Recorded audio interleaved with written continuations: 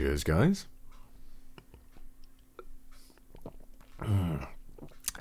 Delicious. Hi guys, welcome to another unboxing video, this time under the enjoyment of a good old lager. My favourite brand of lager in the world, as it happens, actually. So, most keyboards I get sent are in a somewhat bigger box than this. You might be thinking, wow, this thing is fucking tiny. I mean, if you compare it to the size of my my current keyboard, the 8255 that I'm just revisiting here shortly, it looks absolutely positively non-existent. So what could this possibly be? Well, how about we find out? So,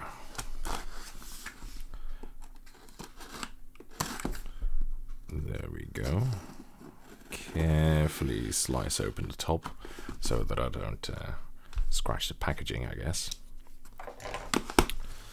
There we go. And there's another box inside. Just get rid of that. The box really looks like the one from my IGK61, by the way. There's no markings on the box apart from this here. Keyboardio Atreus. Now, that should give you a little bit of a clue what this is.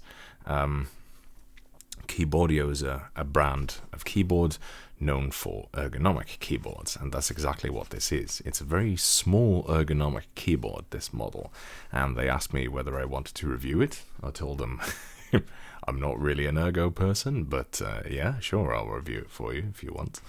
And it even says on the box that the switches are box white, good choice by the way, and the keycaps are black QWERTY, manufactured in Dongguan, China. I think that's where the switches come from. That's kale. I don't know if that refers to the switches of the keyboard, but oh well, anyway. Let's open her up.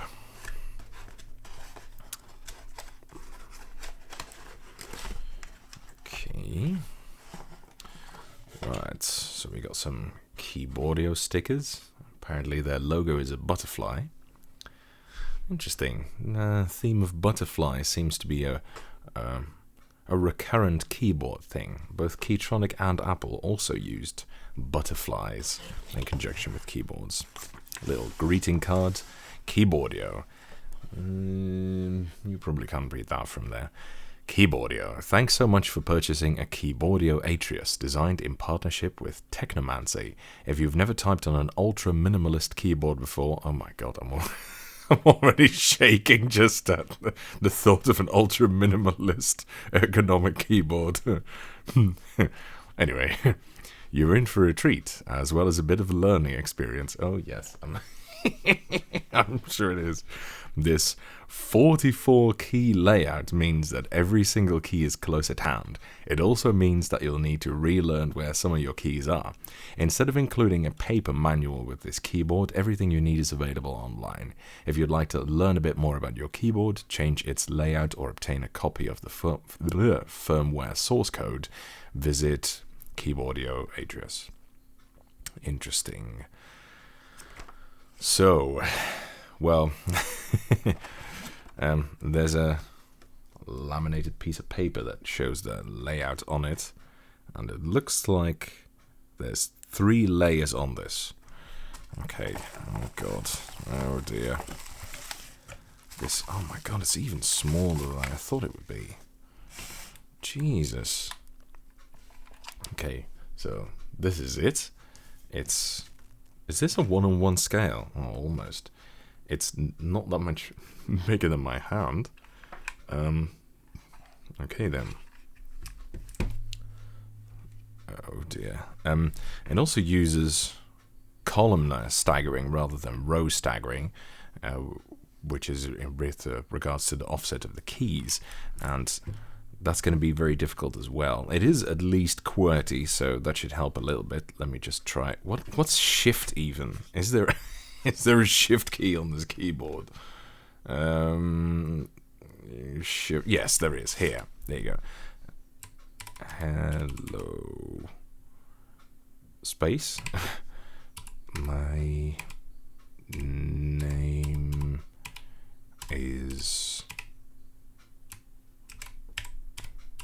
Thomas. I guess the fact that it's QWERTY does help a lot.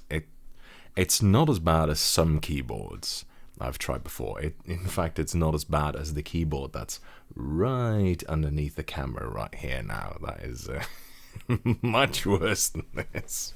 But I'll be showing you that some point in the future. I don't really want to spoil anything yet. So, what else have we got? A butterfly keycap and a deep dish version of F&J rather than homing bar ones, which are the ones that are on the keyboard right now. And an any key. Interesting. I'm not sure what the deal is with any keys. I know there is a model of keyboard called the any key, but anyway, also I just noticed that these keycaps at least are not double shot. So let's have a look at these ones. These are not double shot either. I guess they are. They look silk screened. Difficult to say. They're also uniprofile, which doesn't surprise me. That kind of makes sense. Are they even spherical? Yes, they're spherical. Is this a variation of SDA or something? Probably. Anyway, and finally we have a USB-C cable. Right, so let's try that out.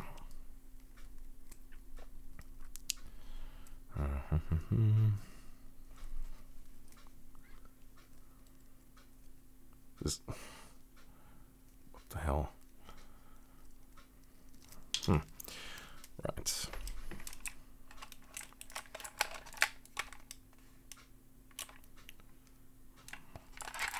Nothing on the back, including screws, which is worrying. There's no screws at all on the back or clipping points, so opening this is probably going to be adventurous. I see some raised portions of pillars on the front plate, so it's probably screwed in there, but how the hell am I going to get this open? Well, I guess that's a problem for later. Let's just unplug one of my keyboards for the moment. And plug in this beast. Well, when I say beast, that's about as ironically as I've ever used the term, I guess. So, does it work? Yeah, it works fine.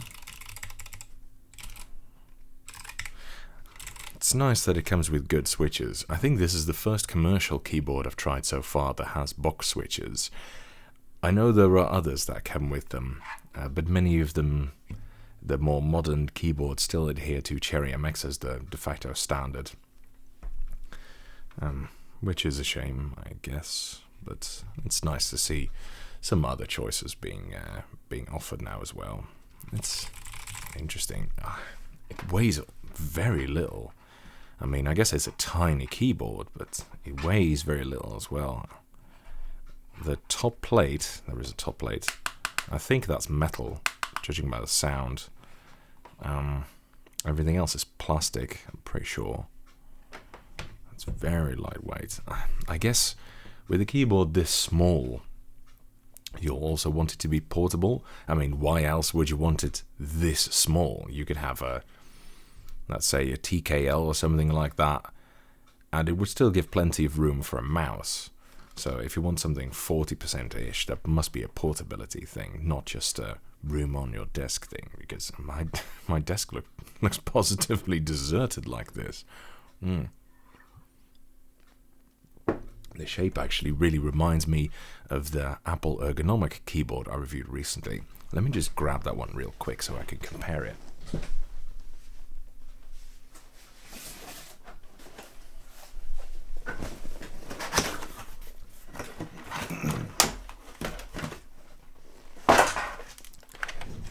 So this is the Apple ergonomic keyboard I showed fairly recently, actually. This is a 60% type of keyboard, and the Keyboardio just absolutely disappears in it. But not just that, it's it's smaller than the Apple adjustable keyboard's numpad module. Granted, there's a little bit more on this numpad than just the numpad. It's also got a nav cluster and F keys, but still, I mean, the shape is very reminiscent of it, but it's definitely bigger. I mean, it's almost twice as tall. High, sorry, not tall. Fucking hell. Okay, I can already tell this is going to be an interesting testing period. But that's not to say that it won't be without its merits. Like I said, at least it's QWERTY, so it's probably not going to kill me too much.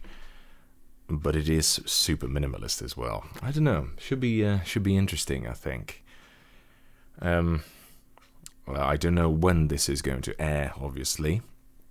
Usually there is a little bit of a separation between when I open a keyboard and start testing until actually airing the review. But it'll turn up at some point in the future. As of releasing this, there is a Kickstarter going on for this keyboard, I think. So this is actually a prototype, or at least a pre-production sample. And I'm very interested to see what the final product will look like. So anything I show in the review will be preliminary. I mean, you never know how the final product's going to turn out. In fact, I've had some difficulties before with pre-production samples where there were several problems with the programmability, sometimes the software. Excuse me. And they got fixed in the final version, but, well, we'll see. Anyway, I think that's it for now. I hope you enjoyed the video, and see you next time. Bye, guys.